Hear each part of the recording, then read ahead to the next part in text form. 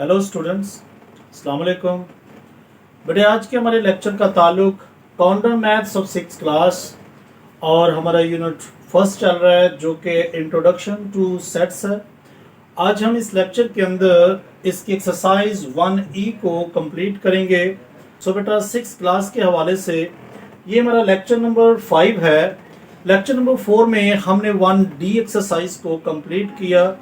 सो 1E exercise को शुरू करने से पहले इससे रिलेटेड कुछ डेफिनेशंस हैं, कुछ सबसेट्स, कुछ सेट्स हैं जिनके बारे में जानना बहुत ज़रूरी है, क्योंकि अगर आपको इनकी डेफिनेशन आती होगी या इनके बारे में नॉलेज होगा सो आप अगली एक्सरसाइज यानी 1E के अंदर जो तमाम सेट्स के बारे में इंफॉर्मेशन पूछी जाएगी उन सब सेट्स का आप आंसर जो है वो बआसानी दे सकेंगे।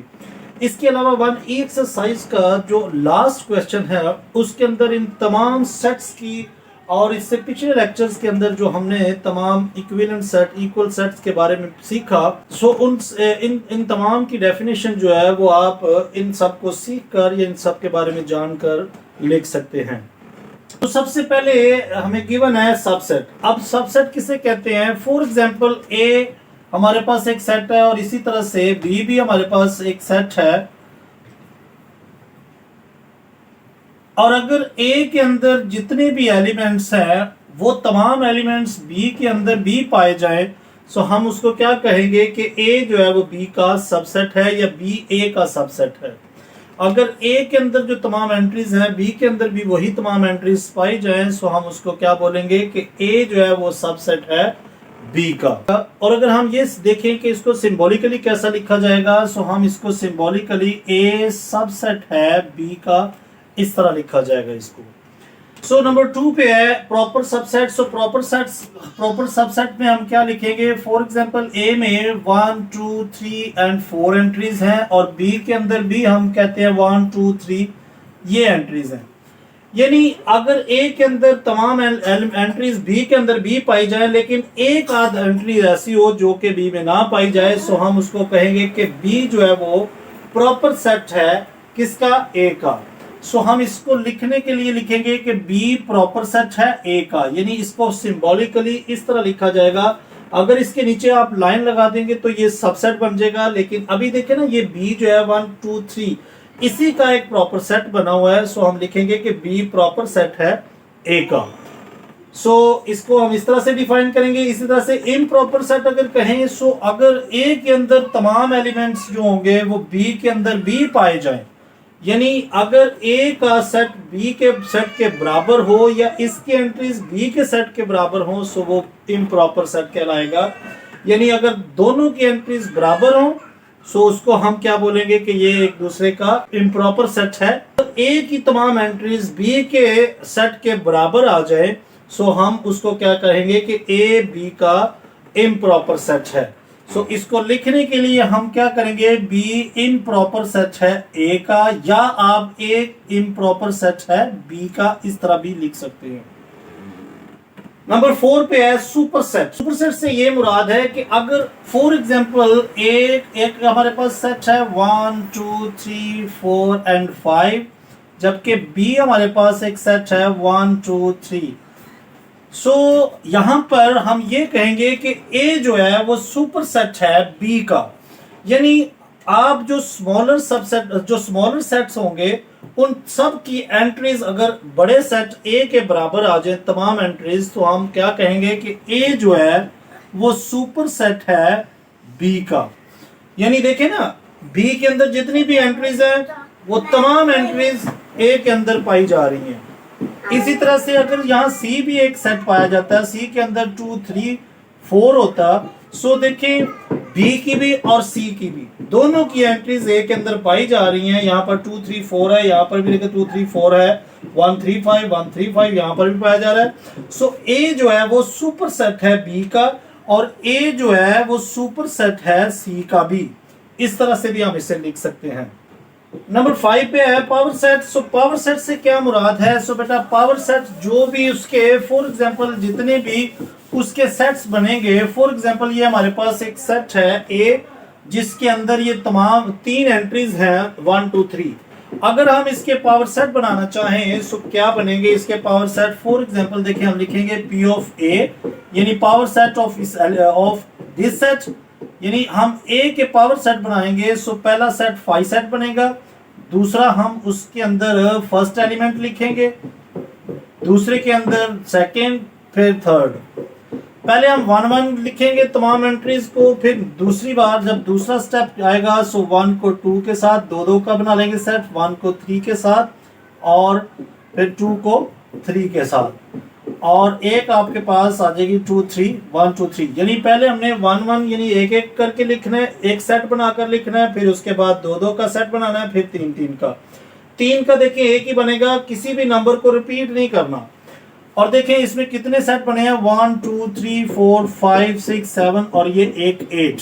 सो इसके अंदर से 8 पावर सेट जो बने हैं वो पावर सेट क्या कहलाते हैं कि जितने भी सब सेट बनाए जाएं एक सेट से, सो वो उसके पावर सेट कहलाते हैं।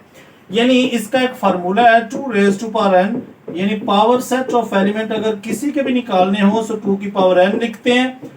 n से मुराद नंबर ऑफ एलिमेंट्स, तो देखें इसके अंदर नंबर ऑफ एलिमेंट्स कितने हैं, 3 है। सो 2 की पावर 3, इसको 3 टाइम अगर हम खोलते हैं सो चेक करें 8 ही आएंगे। सो इसके नंबर ऑफ पावर सेट या इसके नंबर ऑफ सबसेट जो बने हैं वो भी 8 ही हैं। सो सबसेट के लिए या पावर सेट के लिए याद रखना है कि इसके अंदर ये ब्रैकेट का होना बहुत जरूरी है। अगर ये ब्रैकेट ना हो सो बेटा ये आपका सबसेट या पावर सेट नहीं कंसीडर किया जाएगा। कॉरेस्पॉन्डेंस बिटवीन सेट, अब कॉरेस्पॉन्डेंस बिटवीन सेट से क्या मुराद है? फॉर एग्जांपल दो हमारे पास सेट हैं ए और बी। अब बी मेरे पास है ए बी सी, सो ये दो सेट्स हैं और अगर आप इनकी कॉरेस्पॉन्डेंस देखें सो 1 को ए के साथ, बी को या 2 को बी के साथ और 3 को सी के साथ। सो इस तरह से कि जितने ए के अंदर एलिमेंट्स हैं बी के एक एलिमेंट से अगर उसका इस तरह से राब्ता करवाया जाए सो इन ऐसे राब्ते को या ऐसी कॉरेस्पॉन्डेंस को हम कॉरेस्पॉन्डेंस बिटवीन टू सेट्स का नाम देते हैं। सो लास्ट है cardinality of a set. Cardinality से क्या मुराद है? फॉर एग्जांपल हमारे पास एक सेट है जिसके अंदर A B C and D 4 entries हैं, तो ये जो जितने एलिमेंट्स इसके अंदर पाए जा रहे हैं इनको हम कार्डिनल नंबर्स बोलते हैं। सो हम इसको लिख सकते हैं कि the cardinal numbers in A is 4। सो लिखेंगे the cardinals in A is 4। So cardinal numbers क्या बोलते हैं या कार्डिनलिटी ऑफ सेट से मुराद क्या है कि जितनी भी एक सेट के अंदर एंट्रीज पाई जाएंगी उसको उस सेट के कार्डिनल्स बोला जाता है। सो बेटा यहाँ पर आपकी ये तमाम डेफिनेशंस जो हैं वो कंप्लीट हो चुकी हैं। सो इसी के साथ हम एक्सरसाइज 1E को देखते हैं। सो बेटा क्वेश्चन नंबर 1 में आप अपनी बुक को सामने रखें। Question number 1 just fill in the blanks है, जस्ट आपको मैं यहाँ से बताता जाता हूँ, आप अपनी बुक पर वैसे ही उसको फिल करते जाएं। सबसे पहले लिखा है a unit set is also called a, अभी यानी कि ऐसा सेट जिसके अंदर एक ही एंट्री पाई जाए सो उस सेट को हम दूसरा नाम सिंगलटन सेट भी कह सकते हैं। Singleton set. A set of all integer is an infinite set, यानी जिसके अंदर तमाम सेट पाए जाएं, तमाम इंटीजर पाए जाएं, सो उसको हम क्या कहेंगे कि वो इनफिनाइट सेट में आएगा, क्योंकि वो उसकी कोई लिमिट नहीं बताई जा रही, वो तमाम इंटीजर्स की बात कर रहा है। सो इनफिनाइट सेट को बोला जाएगा। The symbol phi represent a empty set, यानी ये जो सिंबल है फाई सेट ये रिप्रेजेंट करता है एम्प्टी सेट को कि उसके अंदर कोई भी एंट्री नहीं है। Two sets that contain the same number of elements are called equivalent, यानी ऐसा सेट, ऐसे दो सेट्स जो सेम नंबर ऑफ एलिमेंट्स पर मुश्तमिल हो सो उसको इक्वल सेट का नाम दिया जाता है। सो हम यहां पर लिखेंगे equal set. A dash set contain all the possible subset of a set. So a power set, यानी पावर सेट के अंदर तमाम जो होंगे, अ पावर सेट सेट लिखा हुआ है। So a power set contain all the possible subset of a set. A proper subset is denoted by the symbol. Proper subset जो हम है जस्ट इस सिंबल से जाहिर करेंगे। आपने समझ लें कि ये u को कुछ इस तरह से u बनाना है, उल्टा u बनाना है। एक तो u इस तरह से हम बनाते हैं, आपने इसको इस तरह से लिखना है। The number of elements in a set is called its cardinal numbers या कार्डिनल नंबर्स भी बोल सकते हैं या जस्ट कार्डिनल्स भी बोल सकते हैं। ये अभी हमने इसकी डेफिनेशन सीखी। कार्डिनलिटी ऑफ सेट से क्या मुराद है? The number of elements in a set is called its cardinal numbers. Set A is equal to 1 2 3 is a dash of set B। यानी अगर देखें सेट A के अंदर 1 2 3 है जबकि B के अंदर 1 2 3 4 है। सो 1 2 3 क्या है? ये इसका सबसेट है। यानी set A 1 2 3 is a subset of set B. Overlapping sets have at least one common element. Number 10 पे है the universal set for A is equal to 1 3 5 and B is equal to 2 4 6 is।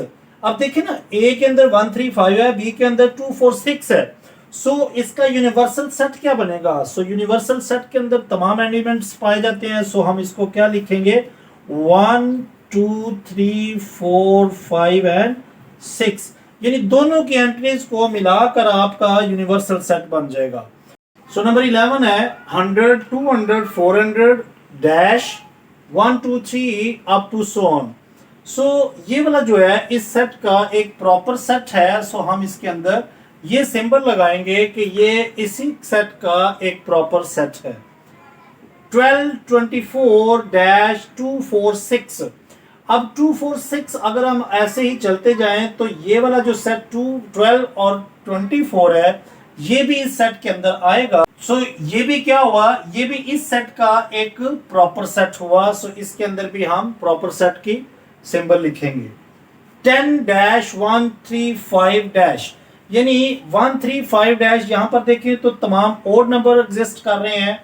सो 10 क्या इनमें belong करेगा? बिल्कुल नहीं करेगा, क्योंकि 1 3 5 7 9 आगे आएगा, 9 के बाद 11 आ जाएगा। 10 तो एग्जिस्ट ही नहीं करेगा। तो हम क्या इसे लिखेंगे कि 10 जो है वो नॉट बिलोंगिंग या 10 does not belong in this set. So हम ये वाली सिंबल लगाएंगे यहाँ 1 2 3 up to so on and dash है। तो देखिए यहाँ पर लिखा है 8 10 12। सो ये वाले नंबर क्या इसमें नंबर ये एग्जिस्ट कर। सो अगर देखें तो इसका ये एक इम्प्रॉपर सबसेट है, क्योंकि इसके अंदर से ये सेट प्रॉपर तो बन सकता है, लेकिन इम्प्रॉपर के लिए हम ये सिंबल लगाएंगे कि ये वाला सेट इस सेट का इम्प्रॉपर सेट है। इम्प्रॉपर के लिए इस तरह की आप साइन लगाएंगे, जबकि प्रॉपर के लिए आप इस तरफ को साइन बनाएंगे इसका। सो नंबर 15 है 1 3 5 डैश 3 5। तो देखिए बेटा ये तो दोनों इक्वल सेट हैं। सो इसके अंदर आप इक्वलिटी का साइन लगा सकते हैं कि दोनों सेट आपस में इक्वल है। कसूर लाहौर मुल्तान पाकिस्तान सिटीज हैं। सो बिल्कुल ठीक है कि ये कसूर मुल्तान लाहौर अगर देखा जाए तो पाकिस्तान की सिटीज में ये शामिल। सो क्या होंगे कि ये प्रॉपर सेट, इसका ये भी एक प्रॉपर सेट बनेगा पाकिस्तान की सिटीज का। सो लिहाजा यहाँ पर हम प्रॉपर सेट की सिंबल लिखेंगे। ए बी जो है वो vowels of a English alphabet. So यहाँ पर देखें तो ए बी जो के वॉल्स में तो शामिल नहीं हो सकते। सो हम क्या लिखेंगे यहाँ पर कि ए बी जो है वो not equal to vowels of a English alphabet. So बेटा यहाँ पर आपका क्वेश्चन 1 जो है वो कंप्लीट हो चुका है। सो इसी के साथ हम क्वेश्चन 2 देखते हैं। क्वेश्चन नंबर 2 के अंदर जस्ट ट्रू फॉल्स हैं जो कि आपने मेंशन करने हैं। सबसे पहला नंबर 1 है if a is equal to A B C D E and b is equal to B D E, then b जो होगा वो सबसेट है a का।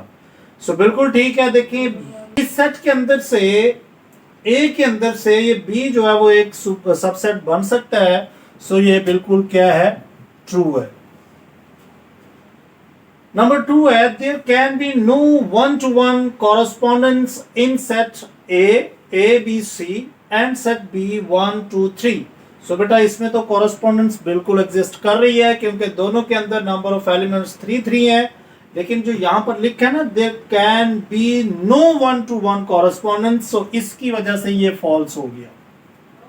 इसमें कॉरेस्पॉन्डेंस एग्जिस्ट कर रही है लेकिन यहां पर लिखा गया नो, सो जिस वजह से ये फॉल्स हो जाएगा।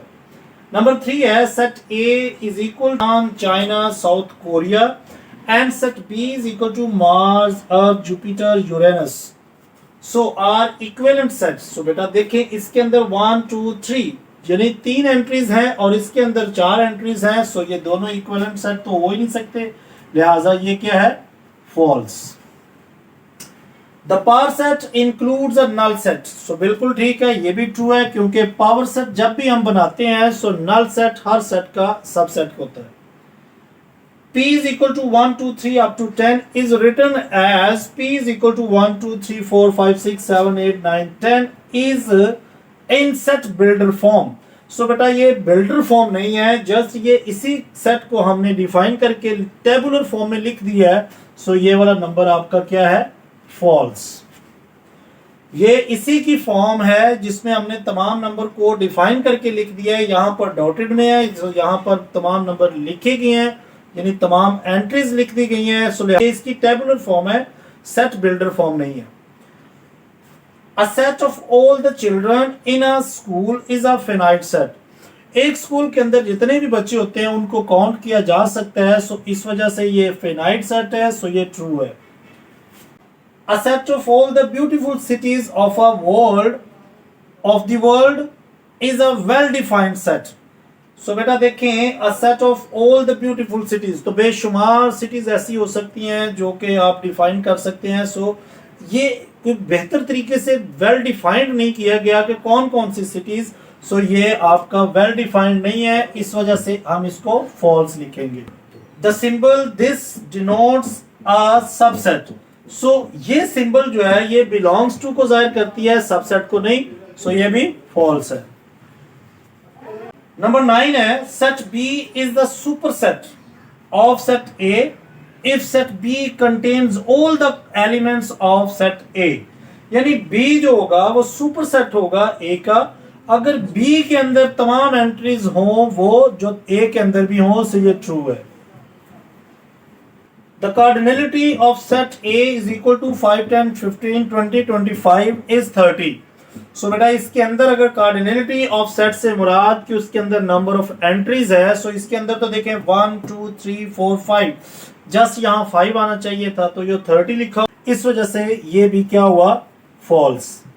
सो 11 के अंदर देखें लिखा है if T is equal to ABC then ABCDEFGH, इस पे तकरीबन हमें 8 ऑप्शंस दिए हैं, सो इन सब को क्लैरिफाई करते हैं। देखिए नंबर 1 है A belongs to T, A देखिए यहाँ पर एग्जिस्ट कर रहा है, T के अंदर एग्जिस्ट कर रहा है, सो बेटा ये ट्रू है, इसके आगे आप ट्रू लिख दें। A प्रॉपर सेट है T का, अब ये देखिए ना ये सिंबल जो है वो कुछ इस तरह से है, सो ये प्रॉपर सेट को जाहिर करती है, सो प्रॉपर सेट के लिए याद रखें इस ब्रैकेट का होना जरूरी है, कोई भी जब भी आप सेट बनाएं सो ब्रैकेट के अंदर अगर होगा सो उसको सेट कंसीडर किया जाएगा, इसलिए A जो है वो प्रॉपर सेट T का नहीं है, इसलिए हम इसे फॉल्स लिखेंगे। B इन प्रॉपर सेट है T का, यानी ये भी सेट नहीं बना, सो ये फॉल्स होगा। इसी तरह से D1 जो है B सबसेट है T का, सो बेटा सबसेट के लिए भी आपको ब्रैकेट चाहिए, सो ये भी फॉल्स है। E में देखें सो A जो है वो एक सेट बना हुआ है, सो ये प्रॉपर सेट T का है, सो इसको हम ट्रू लिखेंगे। A B ये भी आप देखें सो इसके अंदर से ये सेट बन सकता है और ये प्रॉपर सेट है T का, सो ये भी क्या हुआ, ट्रू है। ABC प्रॉपर सेट है T का, सो बिल्कुल ठीक है, ये भी ट्रू है। और लास्ट वन है कि empty set not a proper set of T, सो ये फॉल्स है क्योंकि ये एम्प्टी सेट जो होगा वो भी इसका सेट बनेगा। सो लिखा है कि जो एम्प्टी सेट होगा वो not a proper set of T, सो बेटा ये फॉल्स है।